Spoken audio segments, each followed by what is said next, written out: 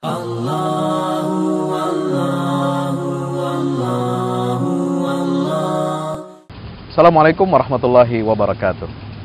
Masih bersama saya dalam UFS Menjawab. Ada pertanyaan yang masuk, Pak Ustadz, tolong jelaskan tentang secara global ya, mengenai kandungan surah An-Nur. Ya, surat An-Nur ini kan yang mengatur masalah perzinahan ya Pak Ustadz ya, masalah seksualitas. Bisa nggak? Tolong dijelaskan kami supaya terang bagaimana Islam ini mengatur dan menghukum penyimpangan seksual ya, menurut syariat.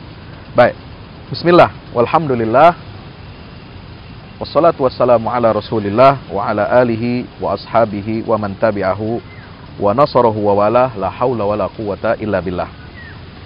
Pemirsa sahabat fillah yang dirahmati Allah subhanahu wa ta'ala, surah An-Nur adalah surat yang ke-24 ya, dalam urutan mushaf Al-Quran ya, setelah surah Al-Mu'minun dan sebelum surah Al-Furqan ya. Surat An-Nur, para ulama sepakat bahwa surat ini diturunkan di Madinah karena ciri khasnya apa?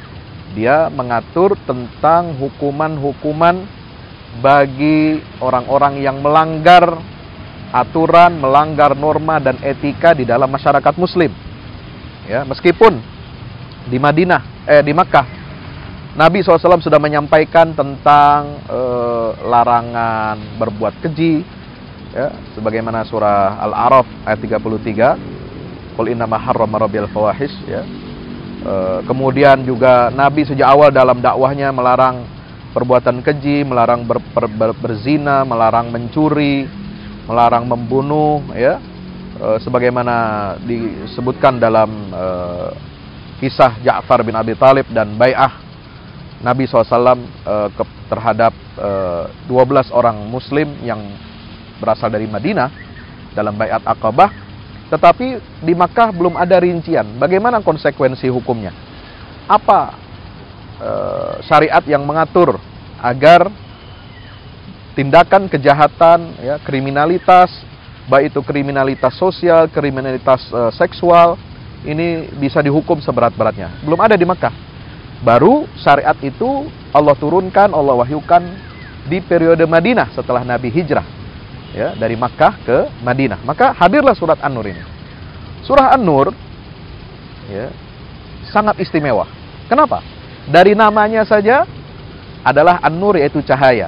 Padahal Al-Quran itu adalah cahaya. Qad anzalna ilaikum nuram mubina. Qad ja'akum minallahi nurun wa kitabum mubin. Al-Quran itu cahaya dari Allah subhanahu wa ta'ala. Cahaya artinya apa? Untuk menerangi kehidupan manusia.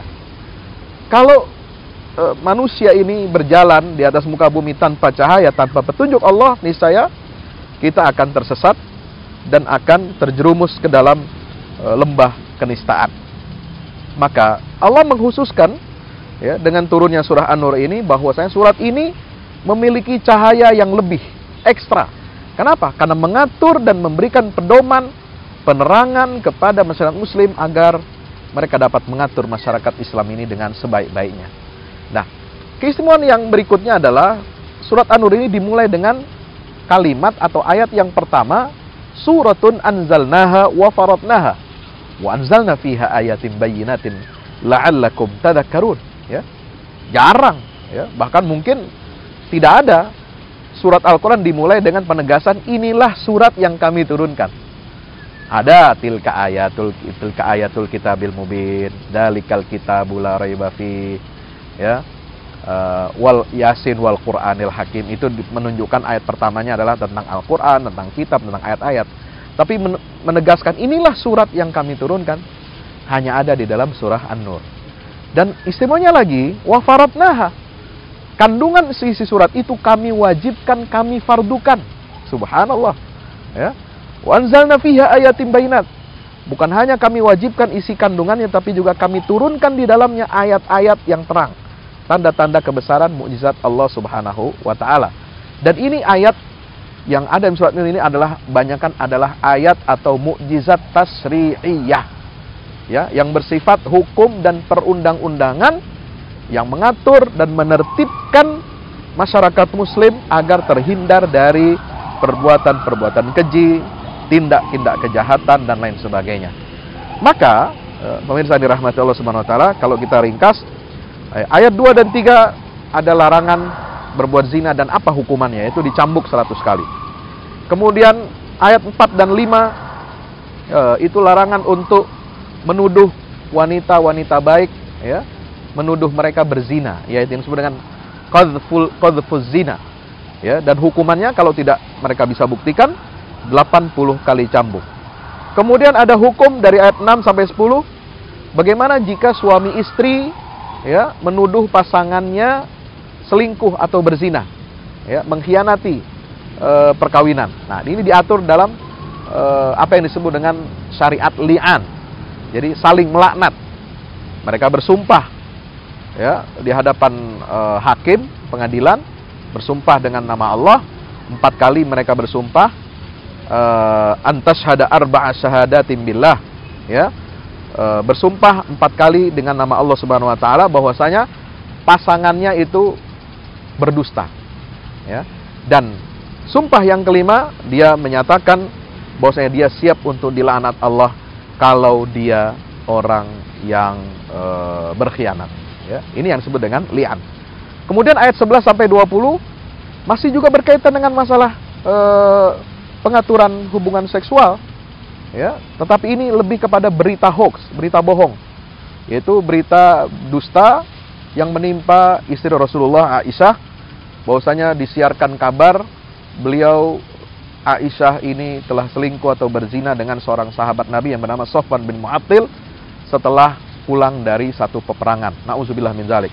Ini ceritanya banyak dalam Sirah Nabawiyah, dan kemudian turunlah rangkaian ayat ini yang membersihkan nama Aisyah, membersihkan nama sahabat itu dari tuduhan zina yang disebarkan oleh orang-orang munafik di Madinah, ya. Dan ayat berikutnya tentang pernikahan, ya, menganjurkan muslim muslimah untuk menikah, memilih pasangan yang baik-baik, yaitu ayat 26. Kemudian ayat 27, larangan untuk memasuki rumah tanpa izin karena ini bisa mengganggu, ya, hubungan sosial dan bisa melihat aurat tuan rumah. Kemudian ayat berikutnya 30-31, perintah untuk apa? Menundukkan pandangan, ya, tidak melihat aurat orang, dan perintah untuk menjaga kemaluan, serta perintah untuk menggunakan jilbab atau kerudung bagi wanita muslimah. Ini kenapa? Untuk menjaga hubungan di antara laki-laki dan perempuan itu dijaga dan diatur sedemikian rupa. Sampai kemudian ayat 32 sampai 34 yaitu tentang pernikahan dan larangan untuk memaksa budak-budak hamba sahaya wanita untuk berzina atau melacurkan dirinya. Sehingga turunlah firman Allah ayat berikutnya, Allahu nurus samawati wal ard. Allah itulah cahaya yang menerangi langit dan bumi. Syariatnya yang turun di muka bumi ini adalah untuk menerangi kehidupan umat manusia agar tidak tersesat dan agar tidak terjerumus ke dalam kegelapan jahiliyah. Wallahu a'lam bishawab. Assalamualaikum warahmatullahi wabarakatuh.